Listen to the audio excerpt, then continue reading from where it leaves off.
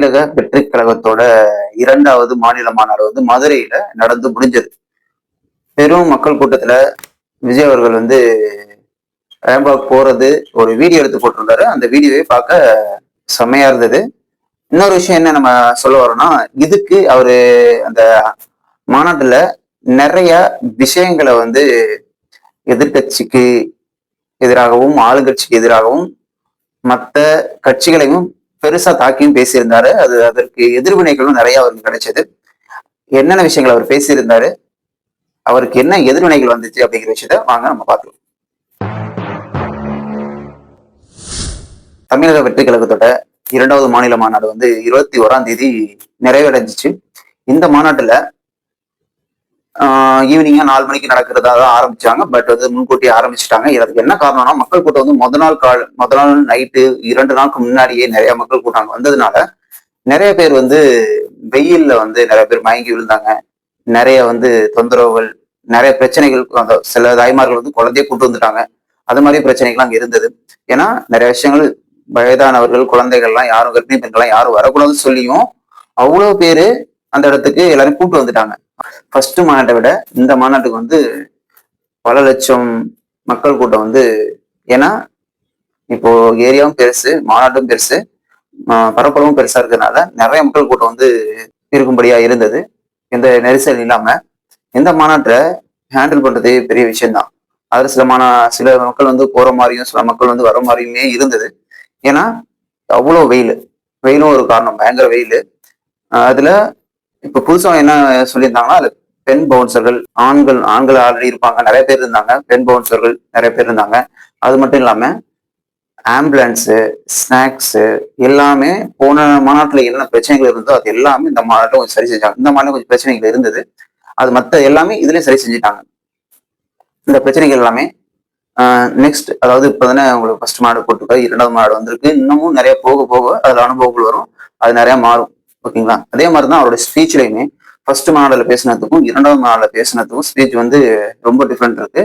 அதுவுமே நல்லா கோர்வையா நல்லா நல்லா இருந்துச்சு நம்ம கேட்கறதுக்குமே. என்னன்னா அதாவது நம்ம ஃபர்ஸ்ட் மாநாட்டுல அவர் தமிழக வெற்றி கழக தலைவரோட விஜய் அவரோட ஸ்பீச்சும் சரி, அவருடைய அப்ரோச்சும் சரி, ஒரு பிளான் பண்ணி வர்ற மாதிரி தெரியுது. ஏன்னா எப்படி பாத்தீங்கன்னா, அவருடைய ஃபர்ஸ்ட் ஸ்டெப் நார்மலா வைக்கிறாரு. அது ஏன் பண்ணலங்கும் போது 2வது ஸ்டெப் வைக்கிறார். இது ஏன் பண்ணலங்கும் போது 3வது ஸ்டெப் வைக்கிறார். ஆக்சுவலா ஒரு பிளானே அதை தான் இருக்குதுன்னு நம்ம நினைச்சுக்கலாம். எப்படின்னா, ஃபர்ஸ்ட் அவர் பேசும்பொழுது இதுக்கு அந்த கட்சி அந்த கட்சியை ஒரு சூசகமா சொல்றாரு. ஓகேங்களா? அடுத்து கட்சியோட பெயரை சொல்றாரு. கட்சியோட பெயர் சொல்லிட்டு இந்த அதிமுகவோட தலைவர், பிஜேபியோட தலைவர் அப்படிங்கிறாரு. அதுக்கப்புறம் அவங்களுடைய 2 பேருக்கான பேரை சொல்றாரு. இப்ப அதுக்கு மேல இறங்கி ஸ்டாலின் அவர்கள் அங்குலம்,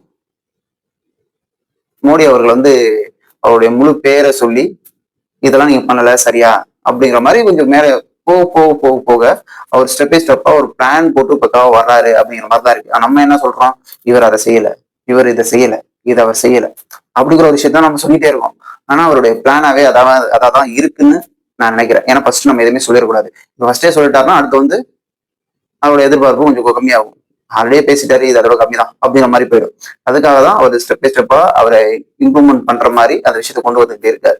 அவர் ஸ்பீச்சும் ஆனா போன மாநாட்டுல இருந்து இந்த மாநாட்டில் அவர் ஸ்பீச் பக்கவா இருந்தது. அவர் நிறைய விஷயங்கள் பேச வேண்டிய விஷயங்கள் என்னன்னா, ஒரு குறிப்பிட்டு இந்தந்த விஷயங்களை இந்த கவர்மெண்ட் பண்ணல அப்படின்னு அவர் குறிப்பிட்டு சொல்லாம விட்டது ஒரு சின்ன தவறா பார்க்கப்படுது. ஏன்னா இது மாதிரி சொல்லியிருந்தா இது இன்னும் மக்களை போயிட்டு சென்றடையும். அதாவது இப்ப துப்புரவு பணியாளர்கள் பிரச்சனை நடந்துச்சு, சாதிய கொடுமை, கொலைகள் நடந்துச்சு, இது மாதிரி விஷயங்களை அவரு பேசாம தவிர்த்துட்டாரு. ஏன்னா இப்ப நம்ம இங்க பேச வேண்டாம் அப்படின்னு நினைச்சிருக்கலாம். இல்ல அடுத்தடுத்து வரப்போற இடத்துல அந்த விஷயங்கள்லாம் பேச போறாரான்னு பார்க்கலாம். அது மாதிரி விஷயங்களை பேசாம 19 ரூபாய் நிறைய ஊழல்கள் பண்ணியிருக்காங்க. இந்த விஷயத்துக்கு அதாவது ஃபர்ஸ்ட் ஒரு அண்ணாமலை அவர்கள் ஒரு ஃபைல் ரெடி பண்ணாரு. என்ன ஃபைல்னா, டிஎம்கே கவர்மெண்ட்டுக்கு எதிராக ஊழல் செஞ்சவங்க பட்டியல்லாம் வெளியிட்டாரு. அந்த பட்டியலை வெளியிட்டு 2-3 பேரை அரெஸ்ட் பண்ணாங்க. ஆனா அது கொஞ்சம் நடந்து முடிஞ்சு கொஞ்சம் சைலண்டான ஆனாரு அண்ணாமலை அவர்கள். அதுக்கப்புறம் டிஎம்கே கவர்மெண்ட்ல இருந்து மோடிஜியை போய் பார்த்துட்டு வந்தாங்க. அதுக்கப்புறம் அந்த பிரச்சனையை காணாம போயிடுச்சு. அந்த விஷயத்த அங்க சுட்டி காட்டியிருந்தாரு. அது ஒரு நக்கலா சொல்லியிருந்தார். அது மாதிரி ஸ்டாலின் அங்கிள் அப்படின்னு சொல்லிட்டு அது ஒரு சர்க்காஸ்டமா அந்த விஷயத்த வந்து அவர் ஹேண்டில் பண்ணிட்டார். ஏன்னா இது வந்து எப்படி பார்க்கப்படுதுன்னா, அவர் வந்து ஸ்டாலின் அவர்கள் வந்து தன்னை அப்பா என்று மக்கள் முன்னாடி முன்னிறுத்த ட்ரை பண்றாங்க. அப்படிங்கும் பொழுது இதை நம்ம உடைக்கணும் அப்படிங்கிறதுக்காக இவ்வளவு விஷயங்கள் பண்றீங்க. ஆனா லாஸ்ட் உங்களை வந்து இந்த தமிழ்நாட்டுக்கு அப்பான்னு சொல்லிக்கிறீங்க. இதை எப்படி மக்கள் ஏத்துப்பாங்க அப்படிங்கிற மாதிரி விஷயத்த வந்து விஜய் சொல்ல வர்றாரு. ஏன்னா எல்லா விஷயத்தையுமே அந்தந்த இடத்துல உடைக்கிறாரு. இன்னொரு விஷயம் என்னன்னா, பிஜேபியும் கச்சத்தீவை மீட்டு தரல, நீட் தேர்வை ரத்து பண்ணுங்க, அது மாதிரி விஷயத்தையும் பிஜேபிக்கு எதிராக ஒரு விஷயத்த முன்னெடுக்கிறாரு. இப்ப பிஜேபி பேசாம விட்டா பிஜேபிக்கு ஆதரவா இருக்காங்க, பிஜேபி சாஃப்ட் கார்னரா இருக்காங்கன்னு சொல்லிட்டு டிஎம்கே வந்து அந்த விஷயத்த சொல்ல வருவாங்க. அதனால அந்த விஷயத்தையும் கையில் எடுக்கிறாரு. இப்போ என்னன்னா, இப்போ லாஸ்டா ஏடிஎம்கே மேலையும் ஒரு குற்றச்சாட்டு வந்து இதுவரையும் ஒரு ஏடிஎம்கே தொட்டதே இல்லை. பட் இதுவரையும் ஏடிஎம் தொட்டது இல்லை. ஏடிஎம்கே கூட கூட்டணிக்கு போவாங்க விஜய், அதனால அவர் பேசல, அதனால அவர் பேசலன்னு சொல்லிட்டே இருந்தாங்க. இப்போ வந்து அடிமை கட்சி கூடவும் மறைமுகமாகவோ இல்ல வெளிப்படையாகவோ எந்த கூட்டணியும் பிஜேபி கட்சியோடும் சரி ஏடிஎம்கேயோடும் சரி கூட்டணி வைக்க மாட்டோம் அப்படிங்கிற ஒரு விஷயத்த வந்து தமிழக வெற்றி கழக தலைவர் வந்து சொல்லிட்டாரு.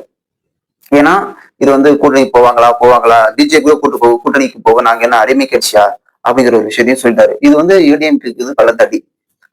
அது ஏன் பலத்தடி அப்படின்னு நான் சொல்றேன்னா, அடிமை கட்சின்னு சொல்லிட்டாரு. எம்ஜிஆர் பேரை வந்து பெருசா ஒரு முன்னிறுத்த பாக்குறாரு. தமிழக வெற்றி கழகத்துல எம்ஜிஆரோட நேம முன்னிறுத்த பாக்குறாரு. ஏன்னா ஏடிஎம்கேல உள்ள எம்ஜிஆரோட சம்பந்தப்பட்ட அந்த தொண்டர்கள்லாம் தன் பக்கம் ஈர்க்க ட்ரை பண்றாரு. அந்த விஷயத்துல கரெக்டா தான் பண்ணியிருக்காருன்னு நம்ம நினைக்கலாம். ஏன்னா இப்போ எப்படி உள்ள கட்சி இப்ப எப்படி இருக்கு? ஆமா, அவங்க 3 தான் பிளவுபட்டு கிடக்குறாங்க. ஏடிஎம்கே எப்போ கிரியேட் ஆகும்னா, அந்த பிரிஞ்சு இருக்கவங்களாம் ஒன்னா ஜாயின் பண்ணி சேர்ந்து வந்தாதான் பழைய ஃபோர்ஸுக்கே வர ட்ரை பண்ண முடியும். அப்படி இருக்கும் பொழுது தனித்தனியா அங்கங்க பிரிச்சு இருந்தாங்கன்னா இது வேலைக்கு ஆகாது. அது அந்த விஷயத்தான் எங்க எப்படி இருந்த கட்சி இப்ப யாருக்கிட்ட இருக்கு, எப்படி இருக்கு, தொண்டர்கள் தான் பாவம் அப்படிங்கிற விஷயத்த சொல்லிட்டு அவங்க எல்லாம் தன் வசம் வரணும் அப்படிங்கிற விஷயத்த வந்து சூசகமா அந்த விஷயத்த சொல்றாரு. எனக்கு ஓட்டு போடுங்க அப்படிங்கிறதுக்காக அந்த விஷயத்த சூசகமா வந்து விஜய் அவர்கள் ப்ரொஜெக்ட் பண்றாரு. அந்த கட்சி இப்படிதான் இருக்கு அப்படிங்கிற விஷயத்த ப்ரொஜெக்ட் பண்றாரு. இதுக்கு வந்து ஏடிஎம்கே தரப்புல அடுத்த 1 ஹவர்ல வந்து எடப்பாடி அவர்கள் வந்து ஒரு கூட்டம் போட்டு இருந்திருக்காங்க. அந்த கூட்டத்திலேயே இருந்து வந்து பதில் சொல்லிட்டாரு. அதிமுக கட்சிக்கு யாரு தலைவர்னே தெரியல, அவர் ஒரு கட்சி தலைவரா அப்படிங்கிற மாதிரி அவரோட அறியாமையை தான் காட்டுது அந்த கொஸ்டின் அப்படிங்கிற மாதிரி அவரை விஜய் அவர்களை தாக்கி பேசுறாரு. அது மாதிரி நேரு அவர்கள் நேரு அவர்கள் தாக்கி பேசுறாங்க.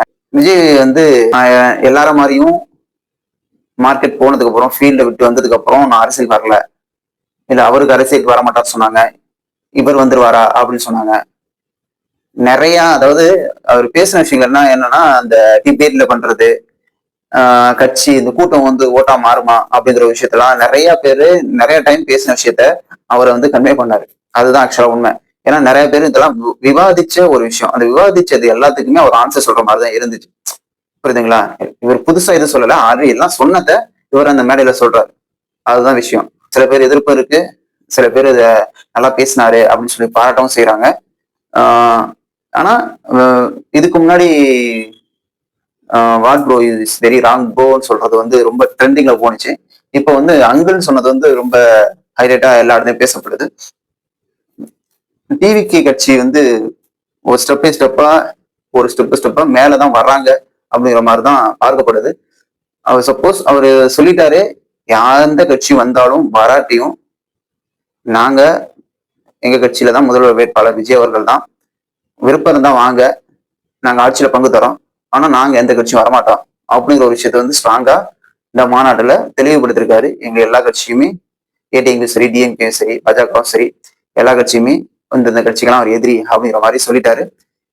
கூட்டணி கட்சிகளை யார் யார் சேர வாய்ப்பு இருக்கு அப்படின்னு பார்த்தோம்னா, தமிழக வெற்றி கழகத்துல தேமுதிக, பாட்டாளி மக்கள் கட்சி, காங்கிரஸ், அப்புறம் கம்யூனிஸ்ட் 2 கட்சிகள் இருக்காங்க. அவங்க வர வாய்ப்பு இருக்கா? இல்ல விடுதலை சிறுத்தைகள் கட்சி வர வாய்ப்பு இருக்கானா? அது வாய்ப்பு ரொம்ப ரொம்ப கம்மி தான். ஏன்னா அவர் டிஎம்கே என்ன பண்ணாலும் அதுக்கு ஆதரவான நிலைப்பட்டதான் திருமாவளவன் இருக்கிறார். ஏன்னா இந்த தேர்தல்ல அந்த சைடா இருந்து ஆகணும் அவர், வேற வழி இல்லை. ஏன்னா புதுசா வந்து அன்டெஸ்டட் அப்படின்னு சொல்றாங்க விஜய.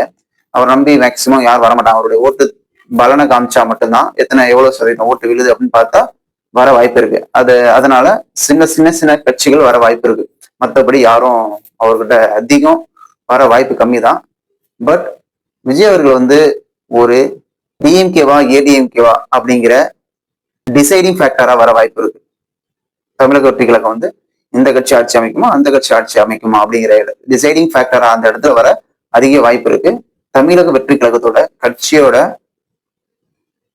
பொறுப்பாளர்கள், நிர்வாகிகள், கீழ்மட்ட தொண்டர்கள் வந்து ஒவ்வொரு ஏரியாவிலையும் ஒவ்வொரு பூத் ஏஜென்சிலையும் எப்படி வேலை பார்க்குறாங்க, அவங்களுடைய இன்வால்மெண்ட் எவ்வளவா இருக்கு அப்படிங்கிறது பொறுத்து தான் தமிழக வெற்றி கட்சியோட இந்த 2026 தேர்தலோட ஒரு மெயினான அம்சமா இருக்கும். அவங்க என்ன வேலை பார்க்கறோம் அதுக்கான பிரதிபலன் தான் கிடைக்கும்னு நம்ம நம்பலாம். ஏன்னா கீழே இறங்கி ஒர்க் பார்த்தாதான் வயசானவங்க மற்ற எல்லாருக்குமே, அதாவது 40 ஏஜுக்கு மேல உள்ளவங்க எல்லாம் ஓட்டு போடணும்னா கீழே உள்ளவங்க இறங்கி நல்ல விஷயங்கள் செய்யணும், நிறைய விஷயங்கள் பார்க்கணும் அப்படின்னு பார்த்தா மட்டும்தான் அந்த ஓட்டுமே வரும். இல்லைன்னா அதுவுமே கம்மியா தான் ஆகும். மற்ற இளைஞர்கள் மட்டும் மேக்சிமம் விழுன்னு வச்சுக்குவோம். அந்த ஓட்டெல்லாம் கவர் பண்ணோம்னா அதை இறங்கி ரொம்ப இன்னும் வேலை செய்ய வேண்டியது இருக்கு. இன்னும் 6 மாசம் தான் இருக்கும்னு நினைக்கிறேன். அந்த வேலைகள்லாம் அவங்க பார்த்தா மட்டும்தான் இது எல்லா விஷயமும் கவர் பண்ண முடியும்.